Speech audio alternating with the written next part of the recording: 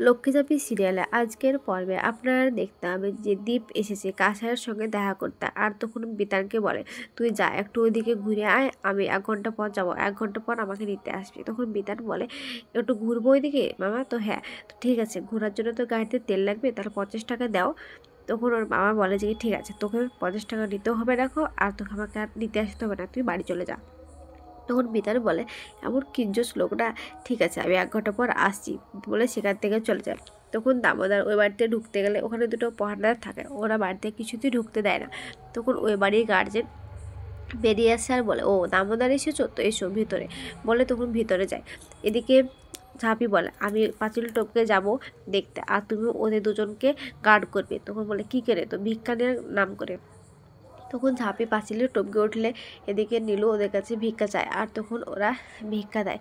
এদিকে ঝাঁপি মন খারাপ করে থাকলে ওদের বাড়িতেই দুটো মেয়ে লুডো খেলে ওর পাশে বসে। আর তখন বলে, তুমি একটু আমাদের সঙ্গে তো খেলতে পারো দিদি। তা বলে, তখন বলে, খেলতেই পারি, কিন্তু তখন থেকে তো তুমি গো হারা খেলে হারছো, আমি তোমাকে টেকনিক বুঝিয়ে দিতে পারি, এইভাবে কী করে খেললে জিততে পারবে।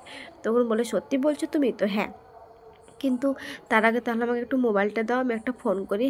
তখন বলে, দেখছো এই মেয়ের মাথায় এই বুদ্ধি ছিল না গো, আমি কিছুতেই ফোন না দিতে পারবো না, তোমার বাবা বিশ্বাস করে এখানে কেড়ে রেখে গেছে, আমরা কাকুর অবিশ্বাস করতে পারবো না। তখন বলে, আমি তো বাবার সঙ্গে কথা বলতাম গো, একটু দাও না। ঠিক তখনই ওর বাবা চলে আসে আর বলে, আমি এই তো চলে এসেছি, তোর খুব কষ্ট হয়েছে না রে মা, বিশেষ কর আমি চাইনি তুই কষ্ট পাস, তা তোর ভালোর জন্য এখানে রেখে গেছি। তখন কাসাই বলে, এত ভালো না চাইলেও তো পারতে বাবা, এসব বলে। তখন ওই বাড়ির গার্জেন এসে বলে যে কিছু, ও ভালো আছে, আমাদের মেয়ে বৌমার সঙ্গে লুডো খেলছে, তুমি চলো একটু মিষ্টিমুখ করে নেবে বলে বাইরে নিয়ে আসে। আর তখন খেতে দেবো এসে বলে, তুমি একদম চিন্তা করবে না, ওর জন্য দেখছো তো কত পাহারাদার রেখেছি, আমরা সব কিছু জানি, তাই আমরা পাহাড় দিতে রাখছি, তুমি নিশ্চিন্তে বাড়ি যেতে পারো, এসব বলে। অন্যদিকে ঝাঁপিয়ে দাঁড়িয়ে দাঁড়িয়ে সব কথাগুলো শুনে আর বলে, ও এ হয়েছে তোমাদের মনে এত কূটনীতি বুদ্ধি, দাঁড়াও দেখাচ্ছি মজা। তখন ঝাঁপি দাঁড়িয়ে মনে মনে ভাবতে থাকে, এখানে তো অনেকগুলো ঘর, আমি তো ঘরগুলো খুঁজতে পারবো না, কিন্তু যে ঘরে জানালাটা খোলা থাকবে সেদিকে আমি একটা কাগজ ছুঁড়ে মারবো, আর দেখো মা ছাড়া লক্ষ্মী, কাগজটা যেন ঠিক জায়গাতেই পাওয়া যায়। তখন ঝাঁপি একটা কাগজ ছুঁড়ে জানলাতে ফেলে, আর তখন কাঁসায় সেই কাগজটা তুলে পড়ে যে, আমি গো ঝাঁপি এসেছি তোমাকে ছাড়িয়ে নিয়ে যেতে।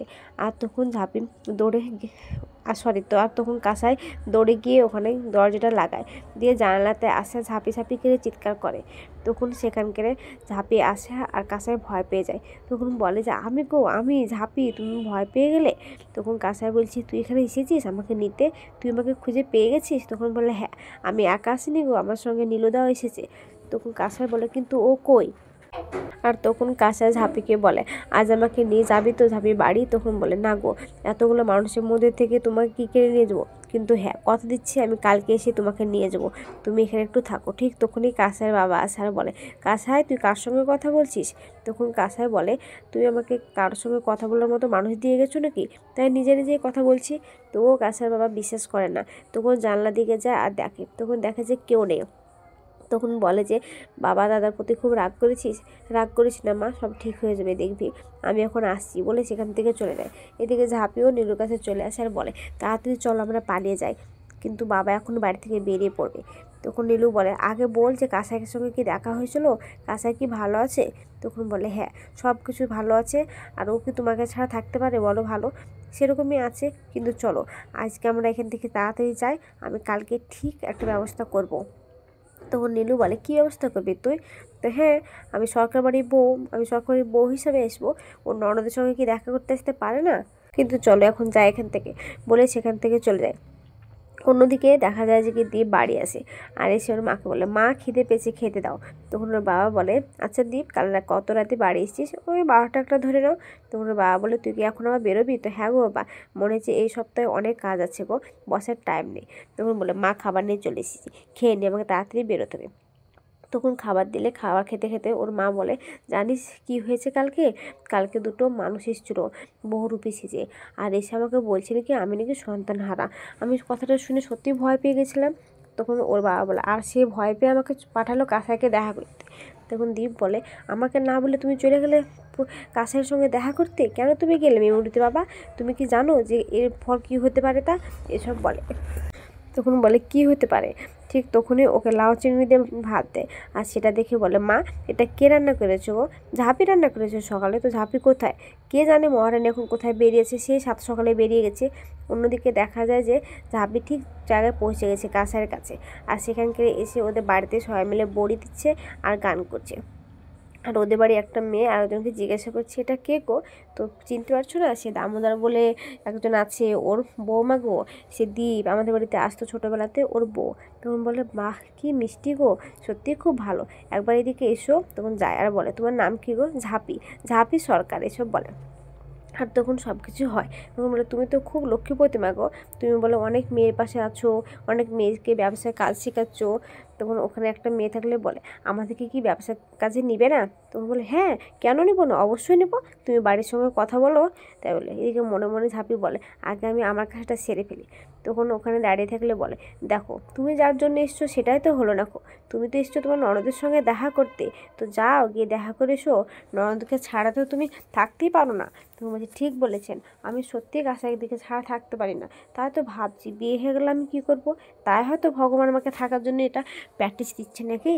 তখন মেয়েটা বলে হ্যাঁ যাও তো, একটু মনটা ভালো করে দিও, মাথায় হাত বুলিয়ে। মেয়েটা সারাক্ষণ মন খারাপ করে থাকে জানো না, তাই ও কোথায় একটু বাড়িতে হাসি খুশি হয়ে থাকবে, তার তো একটা গন্ডার ভয়ে এসে এখানে রেখে গেল ওকে। তখন ঝাঁপি বলে ও আচ্ছা, তার মানে সম্পূর্ণ কথা বলেনি, ও একটা ভালো মানুষকে গুন্ডা বানিয়ে দিয়েছে না।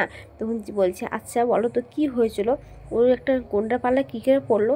তখন ঝাঁপি বলে ও তো বাড়িতে চুপচাপ বসে থাকে না গো, ও বাড়ির থেকে বেরিয়ে যায়, আর তখন একটা গুন্ডা ওকে ফলো করতে থাকে, আর যখন দেখলো যে গুন্ডাকে পারছে না, তখন বাবাই সেখানকে রেখে গেল, এসব বলে। অন্যদিকে দেখা যায় যে কাসাই মন খারাপ করে জানলার ধারে দাঁড়িয়ে থাকে। আর তখন সেখানে ঝাঁপি আসে। আর এসে ঝাঁপি বলে কাসাই দি দেখো তোমার জন্য আমি কিনে এসেছি গো, লাউ চিংড়ি। তখন কাসাই বলে সত্যি বলছিস তো? হ্যাঁ এটা তুমি খেয়ে নাও তাড়াতাড়ি করে। আগাম পর্বে দেখতে পাবেন যে ঝাঁপি কাসাইকে নিয়ে বাড়ি থেকে বেরিয়ে চলে এসেছে। আর সেখানে সামনে দ্বীপ দাঁড়িয়ে আছে। তখন ঝাঁপি মনে মনে বলে আমি যখন একবার তোমাকে বের করে নিয়ে এসেছি কাসাই দি, আমি কিন্তু কখনো ওর হাতে ছাড়বো না, আমি যেভাবে হোক তোমাকে আমি পালানোর ব্যবস্থা করে দেবো। তখন সেখানে আসে আর যে দ্বীপ কাসাইকে হাত ধরতে যাবে অমনি দ্বীপের গলা ধরে। আর ঝাপ্পি তখন কাসাইকে বলে কাসাইদি তুমি তাড়াতাড়ি পালাও, আমি এদিকে আটকাছি, বলে কাসাইকে পালিয়ে দেয়। আর কাসাই একটা টুকটুকুতে চেপে চলে যেতে যায়, এদিকে ঝাঁপি দ্বীপকে চাপিয়ে ধরে থাকে আর একটা ল্যাং মেরে ফেলে দেয়। আর তখন দ্বীপ বলে তুই এটা কি করছিস, দেখো না তুমি এই ঝাঁপির কাছ থেকে রিস্তা পাবে না, বুঝতে পেরেছো? আজকের পর্বটা কেমন হয়েছে, ভালো লাগলে কমেন্ট শেয়ার সাবস্ক্রাইব করবেন। আর হ্যাঁ ভুল বলে থাকলে ক্ষমা করবেন।